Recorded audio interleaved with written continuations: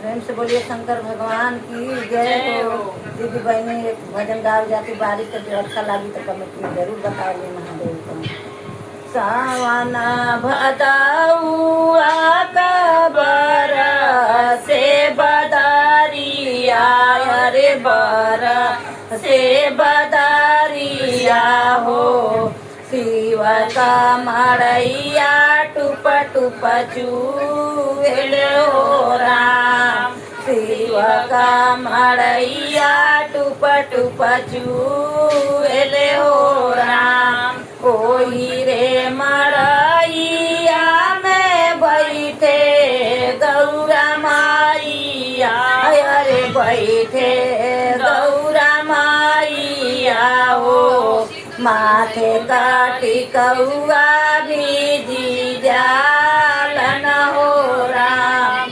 माथे काटी कौआ भी जालन हो राम। सावन भदौआ कबर से बदरिया रे बरा से बदरिया हो। शिव का मड़ैया टूप टूप चूल हो राम। शिव का मड़ैया टूप टूप चूल हो राम।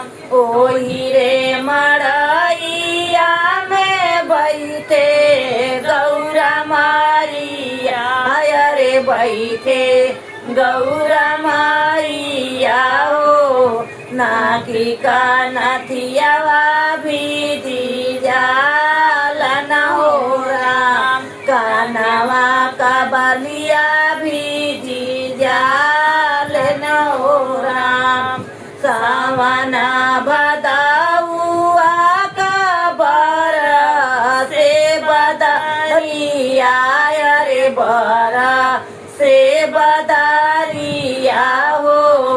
शिव का मड़ैया टूप टूप चूल हो राम। शिव का मड़ैया टूप टूप चूल हो राम। कोई रे मड़ैया में बैठे गौरा माइया रे बैठे गौरा माइया हो। गरवा के हरवा भी जालन हो राम। हाथे का कंगनवा भी जालन हो राम।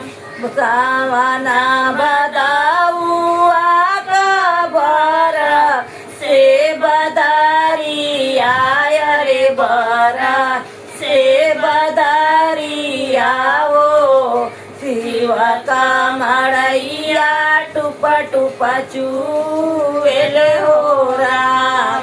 शिव का मड़ैया टूप टूप चूल हो राम। ओही रे मड़ैया में बैठे गौरा माइया रे बैठे गौरा माइया हो। लहंगा चुनरिया भी जालन हो राम। लहंगा चुनरिया भी जालन हो राम। सावन भदौआ कबर से बदरिया रे बरा से बदरिया हो। शिव का मड़ैया टूप टूप चूल हो राम। शिव का मड़ैया टूप टूप चूल हो राम।